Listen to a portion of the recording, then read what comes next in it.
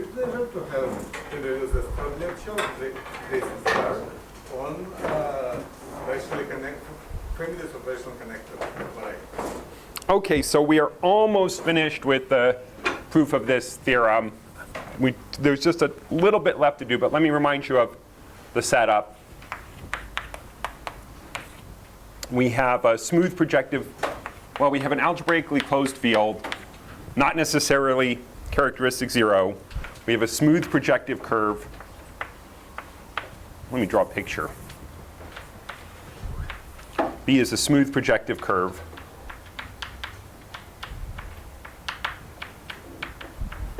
We have some normal variety. I'm going to draw it as if it was smooth.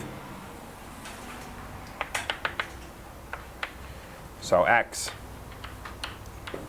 together with some map, pi, and pi is projective and flat. X is normal. But more than that, if I take the geometric generic fiber, x,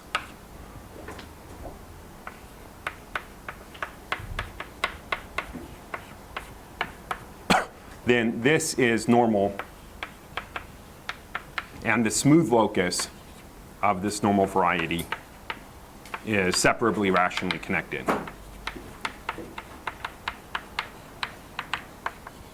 And then the conclusion, I mean, these are all the hypotheses, and then the conclusion is that there exists a section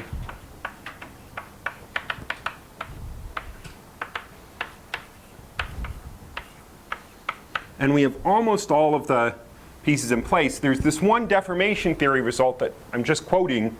That's the last thing we need beyond what we talked about before. So let me just write it down again. I think I might have written it wrong. I mean, just I forgot to say something. So this is quasi-projective and flat. It's the flatness that's important. But flatness, I mean, whatever this thing is, I'm going to show you what it is in a moment.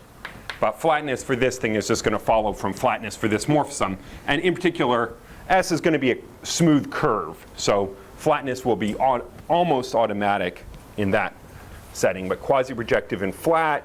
And then we have some special, let me write this over here on this side, quasi-projective and flat. And then we have some special point here. I'm going to call it 0, some geometric point. So we have the fiber over that point, and we have some closed subscheme, which moreover is proper. And then inside of that we have some Cartier divisor. So this is a Cartier divisor. This is a regular embedding. So I mean, the case to think about is that y is smooth and z is smooth. And then this is the image of this closed immersion is everywhere locally cut out by part of a coordinate system on y, Cartier divisor. But then there's this deformation theorem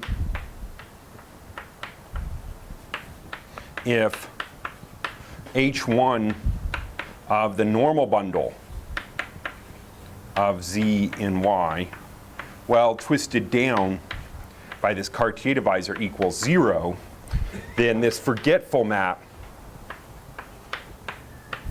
from the flag Hilbert scheme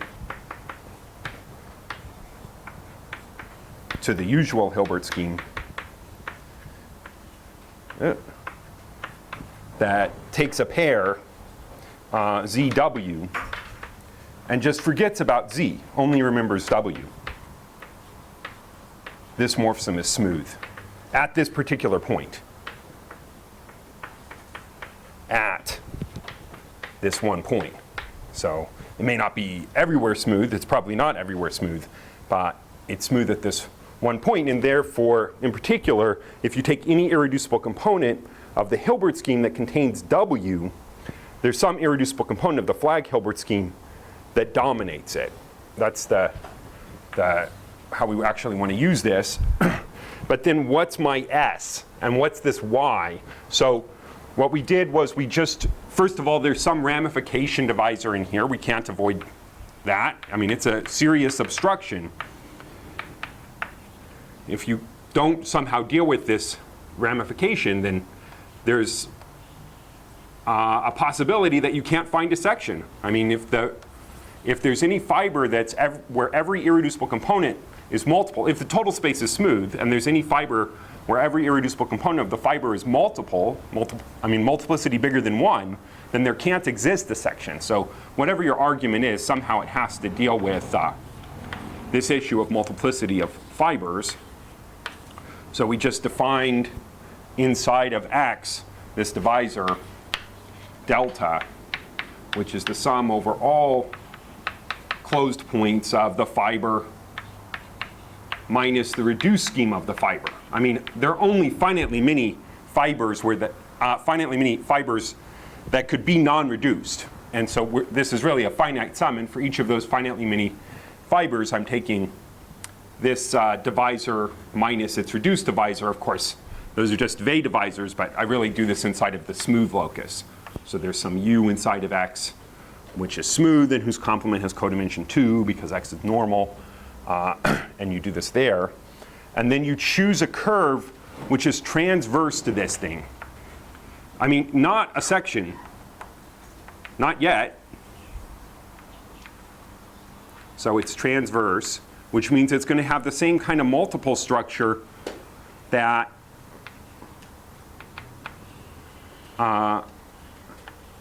these components have. So you choose some curve such that the map from this curve C down to the base curve B is, well, it's at least generically a tall, and it's transverse to this divisor. So you choose, just in a general way, you choose a general C pre in X, say a complete intersection of ample divisors. I thought before we needed them to be very ample, but Gilles reminds me that's not really necessary. So, so it's a complete intersection of moving ample divisors, and what you do need is that it's transverse to the boundary. And then we're going to construct our S out of this curve. So I mean, one more piece of data. We have delta sitting inside of X. I take its image D inside of B. So sitting inside of X, I've got this delta. That's the ramification. And then I take its image inside of B, and I'm going to call that D. And what we did was we took C, this preliminary curve. I mean, it comes with this map down to B, just a restriction of pi. Of course, that map is not, it's ramified. I mean, it's ramified wherever, for instance, wherever C intersects this boundary divisor, but there may be additional ramification points. But if I choose a general map to P1, and I look at the product map, as long as this map to P1 is sufficiently general, then this morphism will be unramified. It will have finitely many double points. But when I blow up the image double points, I'll get a closed immersion. What can Yes. by being transversal to delta? I mean, it's kind of a tangent to delta, right? No. So I mean, delta is, delta of each of the delta i's, So mi minus 1 delta I. So it's transversal to every delta I. So for every I. These are irreducible. And the mi's are the multiplicities. And then we're going to take m to be a large integer. So let m be a positive integer. But I mean, in characteristic 0, you would just take m to be the maximum of these mi's. in positive characteristic, I don't know how large you need to take m. There's a theorem, Krasner's lemma, which I'll say in just a moment, that says, well, for some choice of m, what I'm about to do will work, but what am I about to do? So I have C essentially sitting inside of P1 cross B. Yep. How do you separate to P1 cross B? And how do you So, I mean, the map to B is just this restriction map. Pi restricted to this thing, and you take G to be a general high degree map to P1. So for G from C pre to P1, as long as it's unramified at the finitely many ramification points of Q, then this induced map is unramified. So for G sufficiently general, so, you know, if you take 2 times the canonical bundle embedded in projective space, and then take a general linear projection at P1, then that will be ramified. It will be ramified, but it won't be ramified at the same points as Q. And therefore, this induced map from C to P1 cross B will be unramified. If you choose things sufficiently generic, it will have finitely many double points, but then we can blow them up. Let me ignore that, the blowing up. I mean, that's a small issue. What's really going on is I've taken my C pre and I've put it inside of here somehow. And so this is B, the projection of B. And there's P1. Maybe I should make this one a little more curvy, because B isn't, who knows what B is? It's some high genus curve. But P1 is supposed to be P1, so it's supposed to be like a line. So this is projection to B, projection to P1. And then I got these bad points in B, B1 through B delta. And I just look at the inverse image of each of those points. And I'm going to, so I've got this D inside of B. And then I'm going to look at DC sitting inside of C. So this is C embedded in here. And then I just take the inverse image of D in here. And that's a Cartier divisor in this surface. And I'm going to move it in a linear system. I'm going to have to add some irreducible, well, the way I've drawn it, I'm just going to add some fibers, you know, some P1 cross B points to this Cartier divisor. And then if I add enough of them, then this will be a very ample divisor class on this surface. But I want to do it, I want to choose a specific kind of pencil. So let me draw a second copy of this surface so you can see what's going on. So this is P1 cross B again. I've got these finitely many bad points. I mean the ramification, the images of the ramification, and I'm just going to choose a divisor which is some, I mean this map is some degree, d to 1. I'm just going to choose D cross sections, so T1 cross B, TD cross B. But then over each of these points, B1 through B delta, I'm also going to add m times the fiber. So I'm going to take inside of here T1, well, let me write it as a divisor, T1 plus TD cross B, but then plus m times, and then P1 cross dB. I mean this dB.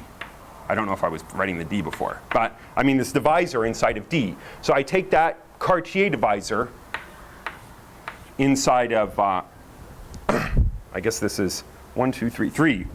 So 3 to 1. So I take this Cartier divisor inside of P1 cross B. I've also got this Cartier divisor inside of P1 cross B, this image of C. Their difference, I mean, the Picard group of P1 cross B is very simple. It's the Picard group of B cross Z. So the difference of these two Cartier divisors, it's the pullback of something from B. So I can write that divisor class on B as a difference of effective divisor classes that are as general as I like. So in particular, missing any of these points B1 through B delta, I make the two effective divisor classes really large degree. And what I'm really doing is I'm gluing on some components of fibers. Well, the way I've drawn it, there are no components of fibers. They're just fibers. But lurking in the background, we really have to do this blowing up. I glue on at some general points fibers to this curve. That's going to be my C0. So this will be C0.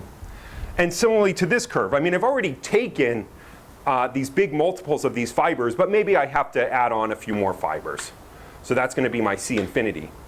So I've got C0 and C infinity. They're just Cartier divisors in P1 cross B, and they're linearly equivalent.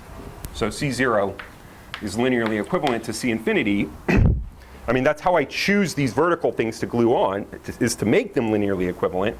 And then once I've done that, I can take the pencil of Cartier divisors in P1 cross B that they generate. So these thus span a pencil of divisors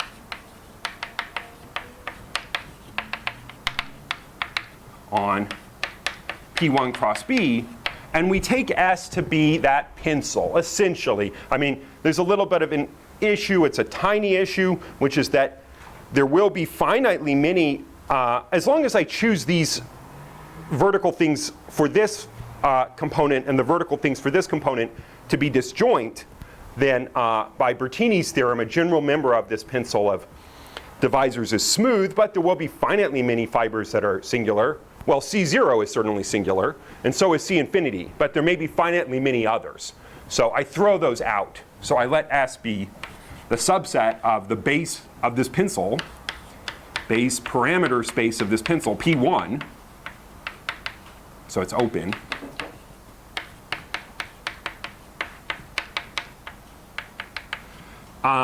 And I choose it to be an open set that contains 0 and infinity. I want those points in there. And then I throw out any other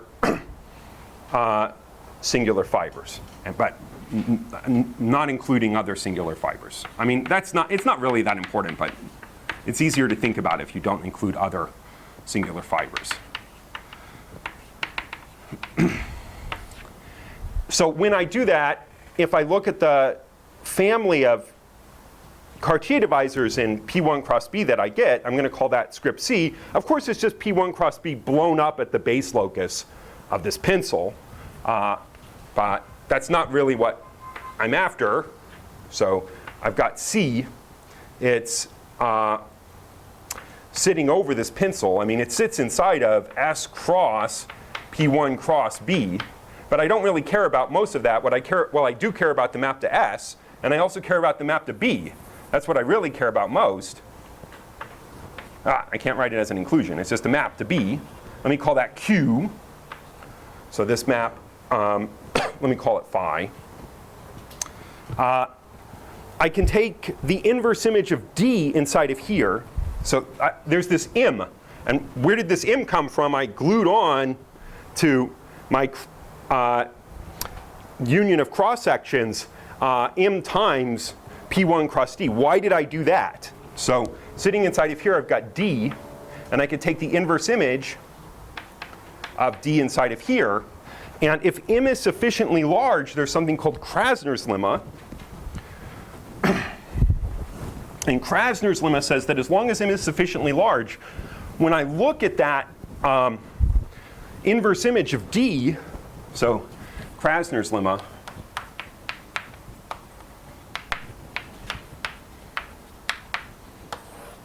if M is sufficiently large,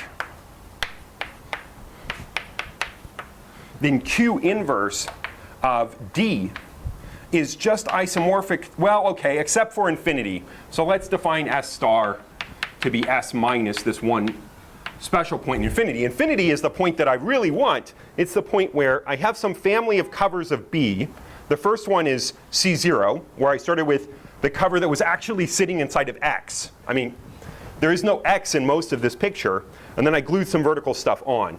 And then I start deforming it as a cover, not worrying about X at all. But in the final moment at infinity, it breaks, and it breaks as much as it possibly can. So this is like bend and break. We break it into a bunch of horizontal cross sections, union vertical stuff. It can't become any more singular than this. I mean, we can't break it anymore. So if M is sufficiently large, then when I take the inverse image of this divisor, it's just S, well, intersected with S star. It's just S star cross with M times this divisor in C. So I have the divisor in C, these circled points. There are moduli of ramification in positive characteristic. In characteristic 0, if I have a map between two curves, it's locally just S goes to S to the M. But in positive characteristic, that's not true. There are moduli of ramification, but there aren't infinitely many moduli. So what Krasner tells us is that, well, as long as you specify that to some finite order, your cover agrees with C0 at these points, then in fact, to all orders, it agrees. So as long as you make that agreement to some finite order M, then it will agree to all orders. So, I mean, it's more than this. I mean, you have formally, locally, the same ramification. Formally, locally. I'm sorry, we arranged this. This isn't Krasner's lemma. This is what we arranged. This is, we did this by construction. And then Krasner's lemma says, then formally, locally, C completed at this divisor mapping down to B completed at that divisor is a product. Just, S star cross C pre-completed at that divisor mapping to B completed at that divisor. So it's a product. In particular, if I make the base change, so this is that I have that Y in that stuff, this S, it's that S. This Y, let me show you what it is right now. I just make the base change by this family of covers. So I have X mapping to B, and now I have this family of covers. Q. I mean, it's mapping down somehow to B to S. And I can take the fiber product. That's not quite what I want to do.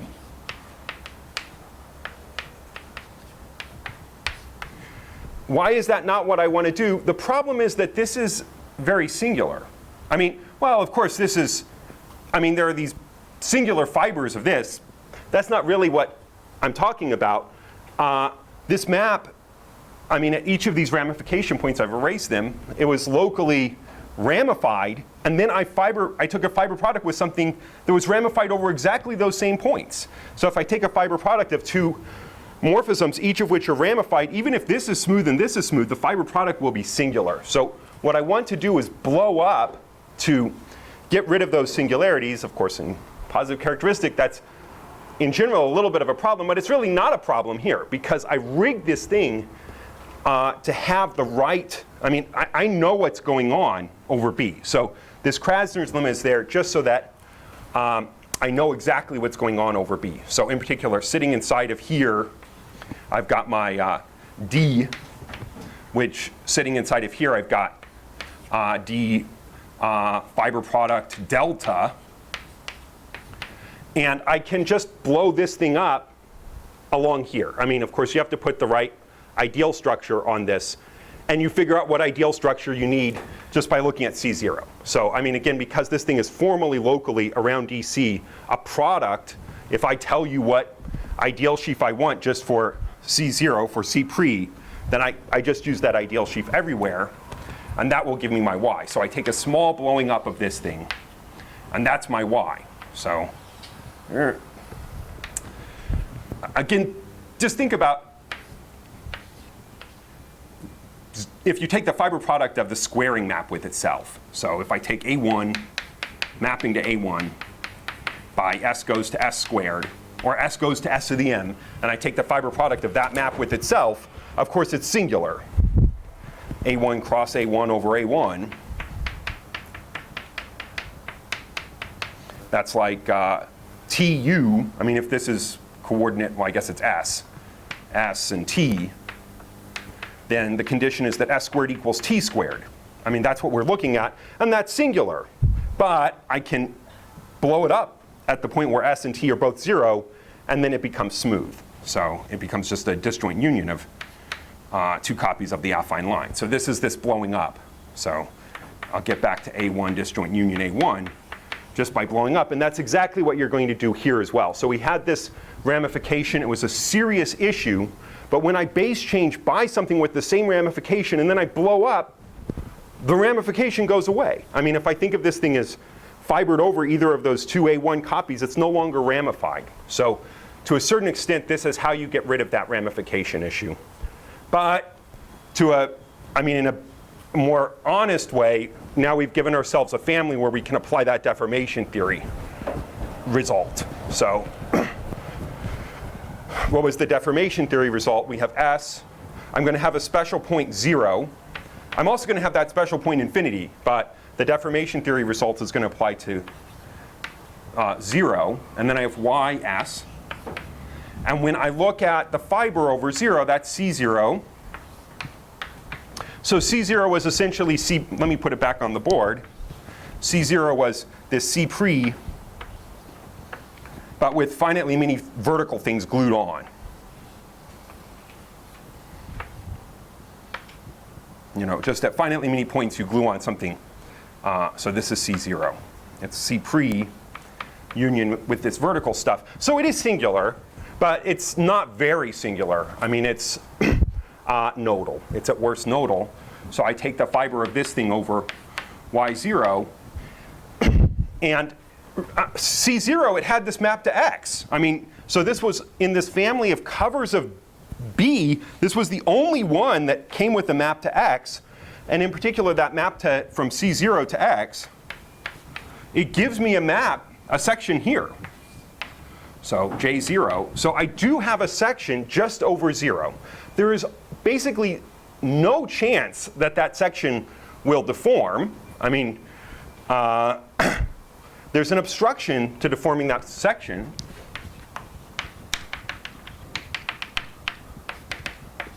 It's that H1 group from before to deforming J0 over S.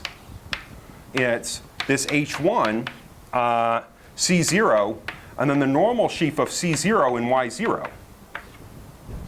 And that's probably very negative. I mean, the way I've constructed this thing, so one thing is that even though C0 is singular, and even though Y0 is singular, this is regular. So this is regular, a regular embedding.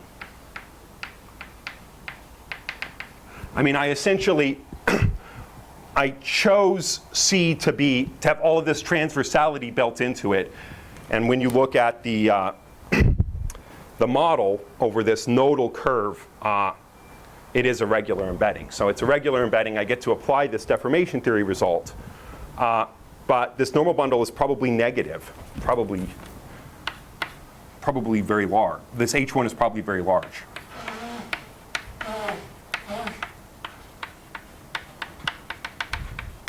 I mean, that's maybe a little surprising because when I started with the construction of C pre, I just took it to be a complete intersection of ample divisors. If I make those very, very, very ample, the normal bundle will certainly be ample for that complete intersection curve at X. But first of all, now I'm base changing to C0, so I'm changing things a bit.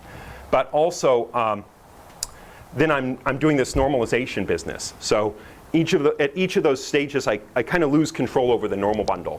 And so for all I know, it's very negative. So how do we make it positive? We do the same trick as before. We glue on. So let me draw a picture of what's going on now. C0, I'm going to draw it as if it's smooth, even though, of course, it's singular. But I just don't worry about what's happening near those singularities. I mean, the operation I'm going to perform will be away from those singular points.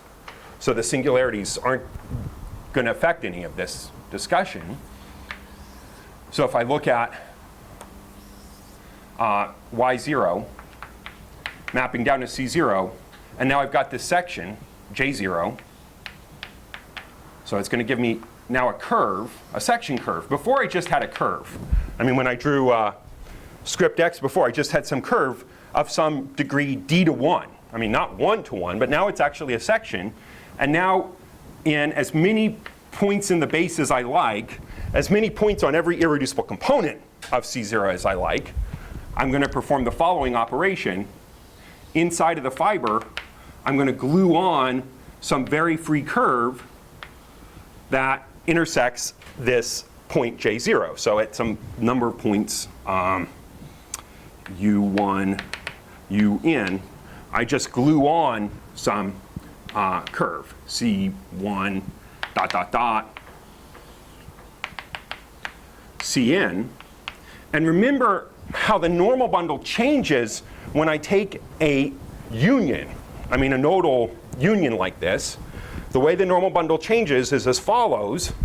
I have the normal bundle of the union curve. So C is going to be the union curve. I think in the deformation theory result I was calling it Z.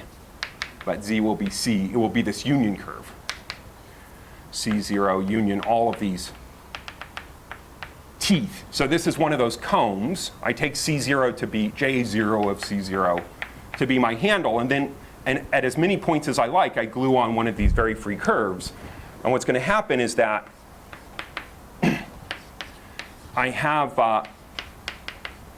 the restriction of this thing to C0, the handle, the transverse part, and then I have the direct sum, I equals 1 to n, of the restriction to the teeth, Ci. Of course, I have to twist down by this attachment point. I'm going to just keep calling it U, U1. Maybe U is a bad choice since I already had a U. Lambda, lambda 1 through lambda n.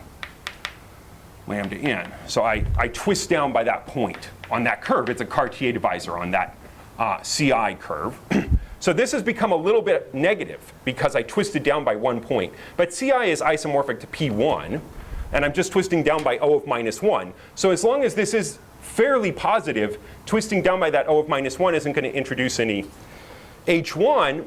And this is going to be quite positive. So the relationship between the original normal bundle of C0 and Y0 and the normal bundle of this restricted curve restricted to C0, of this reducible curve restricted to C0, is I get to twist up at every one of these points, lambda 1 through lambda n, in the direction of Ci. So it's I equals 1 to n. And then, well, let me write it this way, but this is kind of not saying enough. So, it's this one, it's a skyscraper sheaf of length 1. Okay, that's not really telling me enough. What's really going on is I'm taking this vector bundle, which might have been negative, and then I'm performing a bunch of elementary transforms up at these points, lambda 1 through lambda m, as many points as I like, and with specified normal directions. So in general directions. So this is a elementary transform up at lambda 1 through lambda m in the directions, the normal directions of the Ci. These tangent bundles of Ci thought of as normal bundles, sections of the stalk of this thing at lambda I. Right. Elements in that vector space. And if you take any locally free sheaf on a curve and you perform enough elementary transforms up, you can kill H1. I can make this as ample as I like. So in particular, I can kill H1. So H1 of this thing will become 0. What about these things? There is something to worry about. The issue is that the normal bundle of Ci in Y0, well, it's got a trivial summand. It's contained in a fiber. So, the normal bundle of the fiber inside of Y0 is just O, the structure sheaf. So it's not arbitrarily positive. It's a bunch of positive summands and then one O summand. And then I'm twisting down by O of minus 1, and happily H1 of O of minus 1 is 0. So because H1 of O of A on P1 equals 0 for all A bigger than or equal to minus 1, which is what I'm getting here, there isn't any H1 of this either. So when I compute H1 of this using the long exact sequence of cohomology, I twisted up this thing to make H1 0. And each of these things, it was positive and then one trivial summand coming from the normal bundle.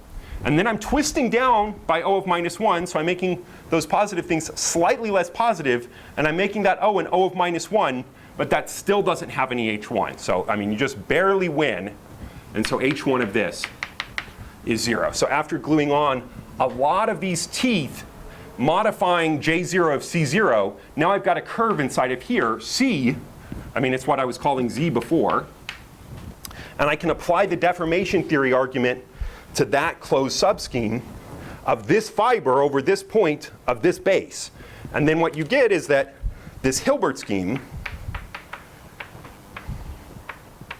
well, before I had a flag Hilbert scheme, I had a Cartier divisor. But you take the Cartier divisor to be the empty Cartier divisor. What's the corresponding Hilbert scheme? It's just S. So when you look at this morphism phi, this is smooth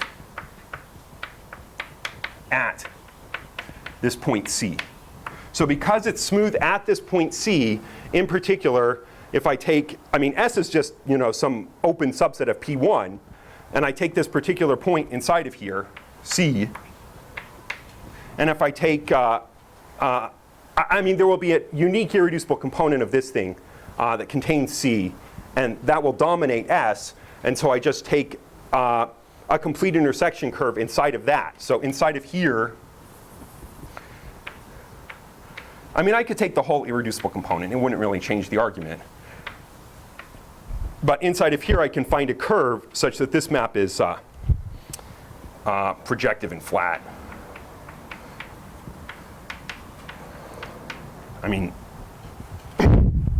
this thing is dominant at this point. Because it's smooth at this point, in particular, it's dominant at this point. So, you know, it's projective. I just intersect it with a bunch of hyperplanes, and I get myself a curve such that the induced map to S is dominant. This also has the valuative criterion of properness. So not only do I get this, I mean, C, where does that map to? It maps to 0. So C maps to 0 inside of here. Great. Not only do I get that, but I get something that maps to infinity. So that's really why I want that thing to be smooth, is now we conclude that there's something that maps to infinity. Well, what? I mean, let me draw a picture of what's going on now. So we have, one more time, B, oh, this was supposed to be straight, not curved. P1. I have this family of curves in here. In particular, I've got C0. I'm just going to draw it this way now. Sorry, C0. And I've got this C that maps to it. What does it look like? It looks like the same thing, but I've glued on some genus 0 components. At a few more points, I glue on a few more genus 0 components, but intersecting in just one point. So it's exactly like C0, except it's grown some P1s. But in particular, the arithmetic genus is the same. This map is generically 1-to-1. If I take an ample divisor here and I pull it back and I look at its degree, it's the same as the degree on C0. So when I deform this C over S, so I've got my intermediate curves inside of here, whatever they look like. So this is a typical curve inside of here. And when I deform C, it's got to look like the same thing, but you know, maybe union some P1s. This map is generically 1-to-1, so the same thing has to be true here. And in particular, in the limit, I have C infinity. Of course, it's got all this weird vertical stuff going on, but I just don't care about that. So in the limit, what I get when I deform this closed subscheme of the Hilbert scheme to something over infinity is, well, it looks the same way. I mean, as a closed subscheme of Y that maps down to C, it's generically 1-to-1. I mean, again, it might have some additional vertical stuff. So all this vertical stuff plus some other vertical stuff. But I don't care about that vertical stuff. All I really care about is, well, it's got to have a component that maps to this transverse component. It's got to have a component that maps to this transverse component. So it has some components sitting inside of Y whose map down to B is 1-to-1. So you apply the valuative criterion of properness to the Hilbert scheme. You get this thing to extend over infinity, and then you conclude that the closed subscheme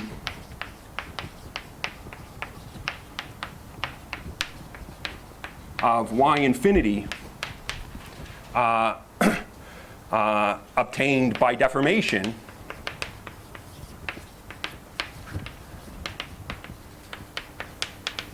maps generically 1-to-1. I mean, there's some dense open subset of the target such that when I take the inverse image of that dense open subset here, the map is an isomorphism. So it maps generically 1-to-1.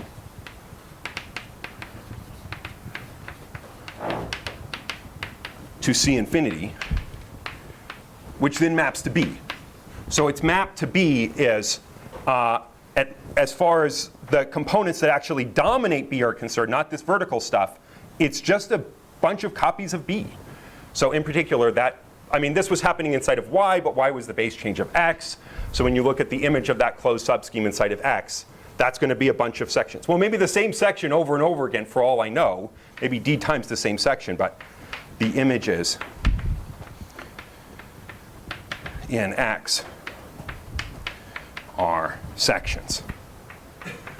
Again, if you're saying, what's going on with all this generic 1-to-1 business, just take O of a point on B as an invertible sheaf. Take that invertible sheaf, take its pullback to X, take its pullback to Y, look at the intersection number of these curves with that invertible sheaf, it's D, and then here it breaks into something which is a union of D things, each of whose degree is at least 1. They each have to be 1. So if you think about it in terms of those, that way of thinking about it numerically, you realize, yes, these curves really are sections. They're not like sections precomposed with some purely inseparable cover or something like that, just because of preservation of the degree, constancy of degree in flat families. It really is D copies of a section. So the images in X are sections. And you produce them all at once, via this deformation in P1 cross S. So in the original paper, we kind of produced these a little bit at a time. These sections kind of got rid of the ramification of this original map from C pre to B a little bit at a time. But you can do this all at once. That has advantages. One is that, well, it works in characteristic P. You don't have to make any of these arguments in terms of branch diagrams and braid groups and that kind of stuff. This is radically easier. I agree with you. Okay. I don't have a lot of time left, but what can't we do? What does this, problems with this. So if we work over a non-algebraically closed field, this is one of the basic remaining problems here. What if our field wasn't algebraically closed? What if it was R? Most of this argument you can do. You can form this pencil of divisors on P1 cross S. You can find this complete intersection curve, C pre. The Hilbert scheme is certainly defined over any field, so it's defined over R. And you can make this deformation theory argument, and you can produce S prime with this one special point that maps to 0. The problem is, you may not have an R point that maps to infinity. This is some finite to 1 map. Probably the degree is divisible by 2. It may be that every closed point in S prime living over infinity is a complex point. So you don't have a real point living over infinity. So over R, this is an open problem if B is a smooth projective curve over R with no real points. There is an obstruction.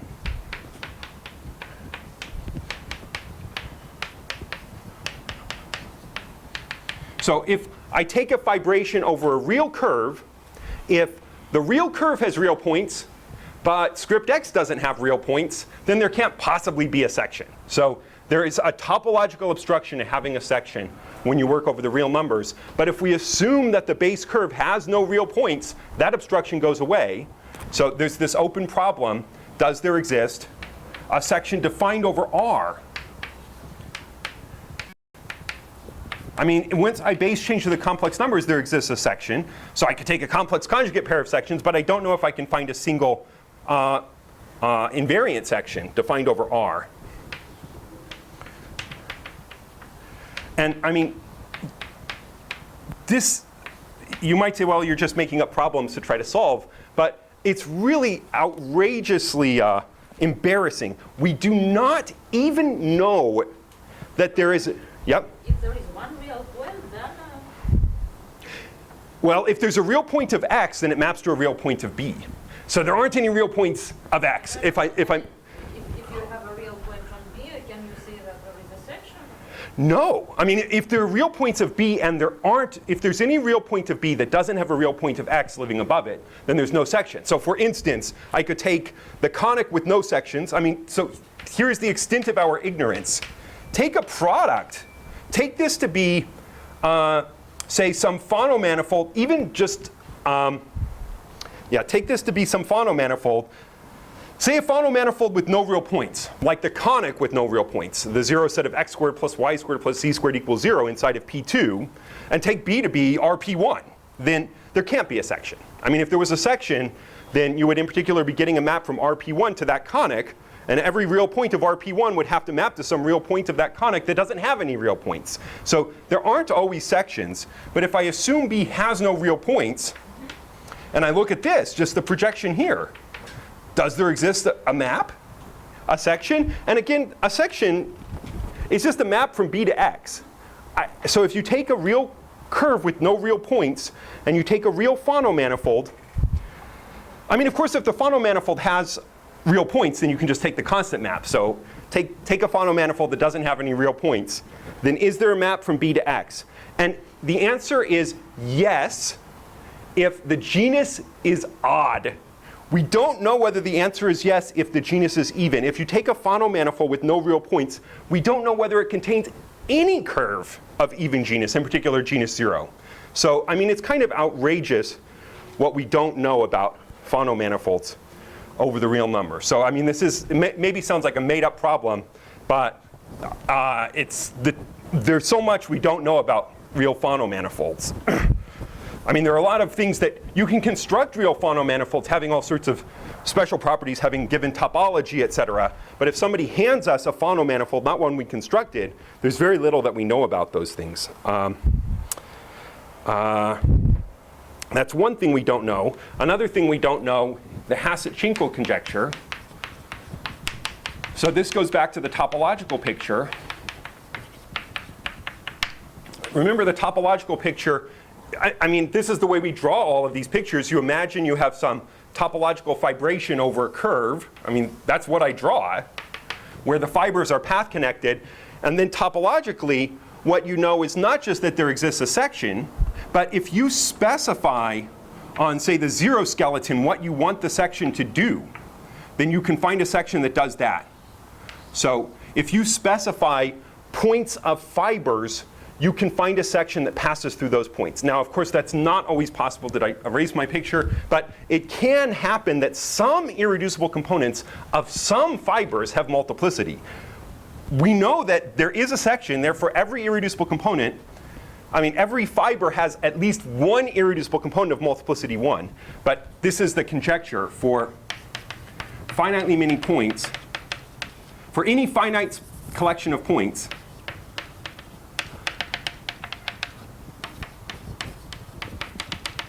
B1, B delta, the same points roughly, and for, I mean, distinct points, sorry, for every finite collection of distinct points. I can't choose the same point twice and then demand the section pass through 2 different points. That doesn't work.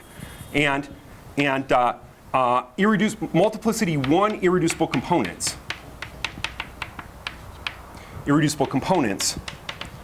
of each xbi. So for each fiber over one of those points, choose a multiplicity 1 irreducible component. Does there exist a section from B to X such that sigma of BI is in the given irreducible component, is in the specified irreducible component. This is open. We don't know if we can do that. I mean, just to say what's the problem, this whole argument, it was, okay, you somehow control everything near 0. And then you let the Hilbert scheme run its course. So it's like you have a bowling ball and you take it to the top of a hill, and then you let it roll down the hill until it smashes into something. When it smashes into something, certainly it breaks into pieces, but you can't control what those pieces are or where they fly off to. So, I mean, in the end, we're using the properness of the Hilbert scheme to break this curve into pieces, but exactly at that moment, we lose all control. So we do not know what these cross sections do. We don't know where they go. We can't force them to go through the irreducible components we want. I mean, you can look at examples where you make all the intermediate ones pass through a given irreducible component, and then at infinity, it really breaks into something vertical, passing through that given irreducible component, and then something passing that's transverse that passes through another component. So we can't really control this. There are a lot of partial results here, and let me tell you the best partial result, which is due to Zhu Tian and Runhong Zong. So there are many partial results, but let me tell you so far the best partial result.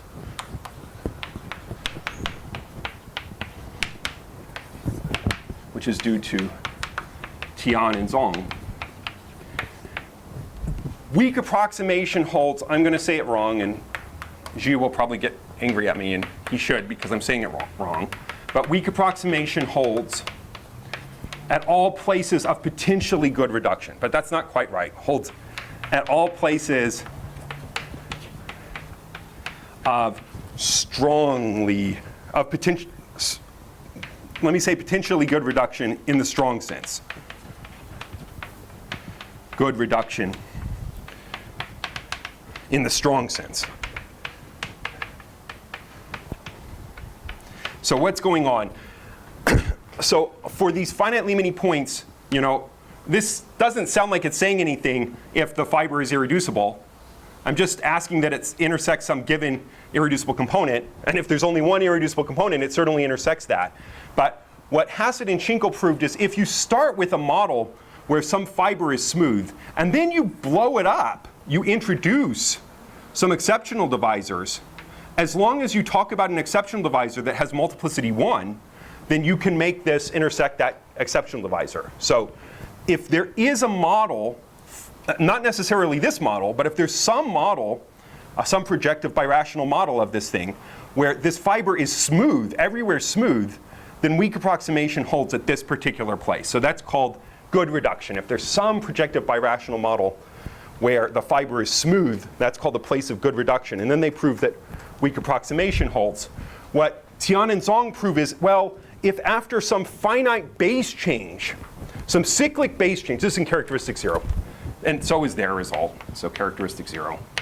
So if there's some cyclic base change, after some cyclic base change, you can certainly make this happen, make a multi-section that intersects the component you want. So you have your little disk about this point BI, and then you allow some cyclic base change, and you had your original fibration over this disk with something bad happening just over infinity, over 0, over BI, and now you make this cyclic base change, which this comes with an action of some cyclic group, Z mod LZ, maybe primed with a characteristic, and that action lifts to an action here. And what they need to know is that there's an equivariant birational modification so that the central fiber becomes smooth. So if there exists a Z mod LZ equivariant birational modification, the usual definition of potential good reduction is just there's some birational modification, but you don't demand that it be equivariant. But if there exists an equivariant birational modification such that the central fiber is smooth, then they prove potentially good reduction. They do that, I mean, in part of what they're doing when they're doing that is analyzing fixed points. So let me tell you another important theorem here due to DeBar and Kolar.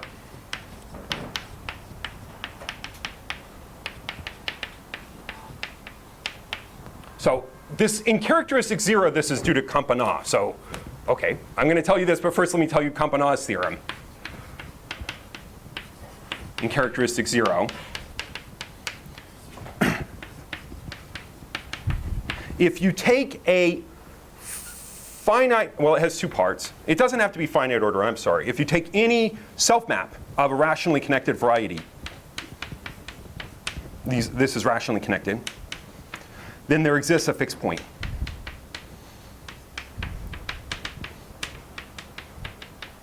You can prove this using the Atiyah-Woods-Hull fixed point theorem in characteristic 0, but then the amazing application of this is if X is projective, X is projective and rationally connected. X projective smooth. So if X is projective, smooth, rationally connected, smooth, and rationally connected, then X is simply connected.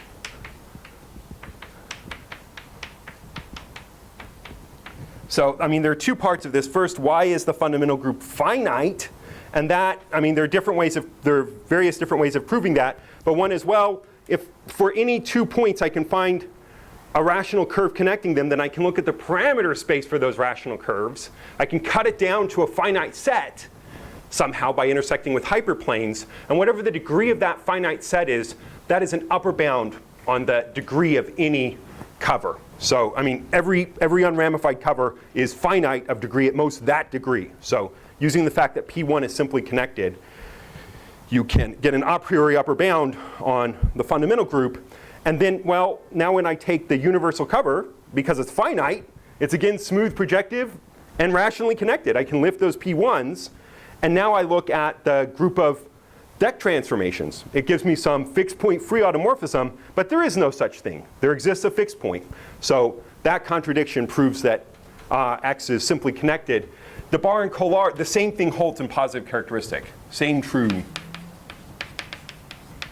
in characteristic P, but this, it's not allowed to be a self-map. It has to be an automorphism for F from X to X and automorphism.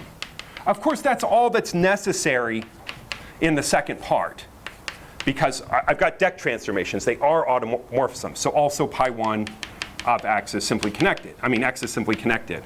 So you get the same result in positive characteristic. Tian and Zhang, what they prove is an extension of this.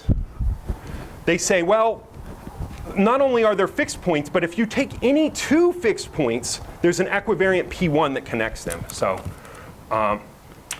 for every pair. Oh, okay, I'm sorry. So this is an automorphism. It's not necessarily finite order, but you can do Mori's trick. You can make this thing be defined over some finitely generated ring over the prime field, and then you can reduce modulo maximal ideals, and now you're working over finite fields, and so this automorphism becomes finite order. So essentially, you reduce this thing to the case of a finite order automorphism, an action of Z mod LZ.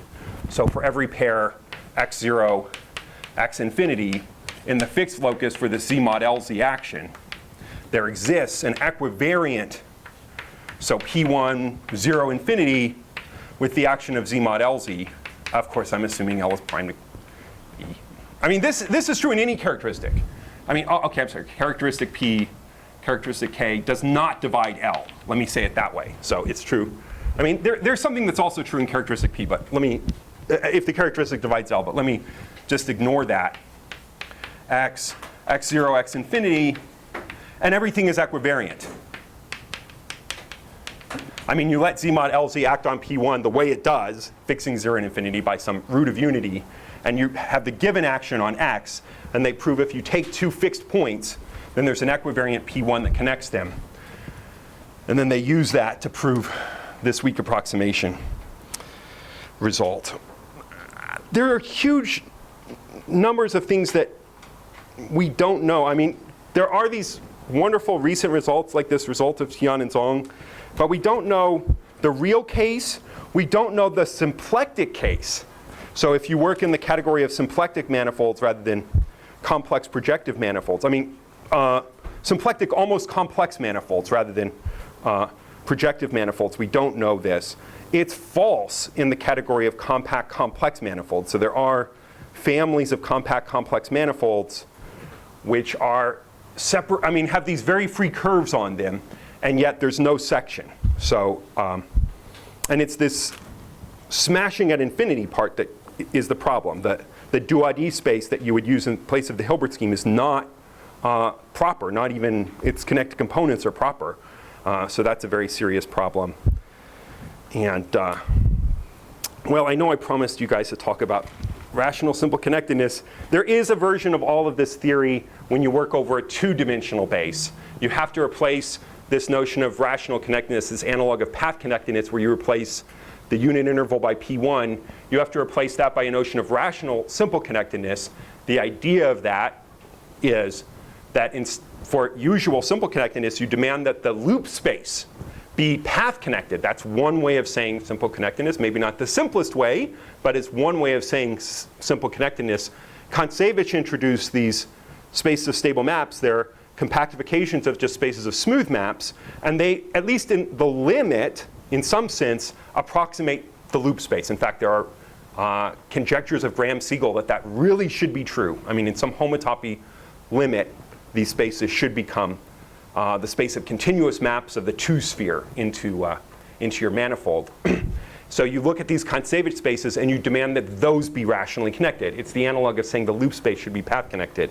And with that, I mean, if you say that hypothesis the right way, then de Jong and Shuhaha and I proved an analog of this theorem, that over a two-dimensional base, as long as some elementary obstruction is 0, some cohomological Brouwer obstruction is 0, then there is a rational section.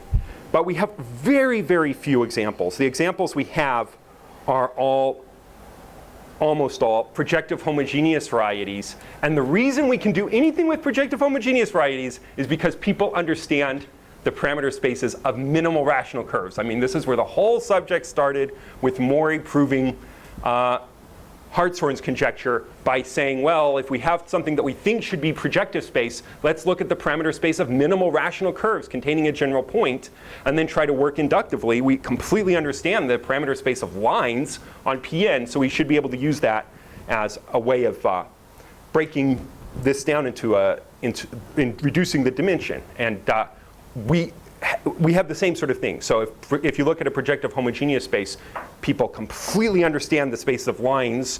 You know, that goes back at least to Jacques Tietz. And so using that, we can prove that these things are rationally simply connected.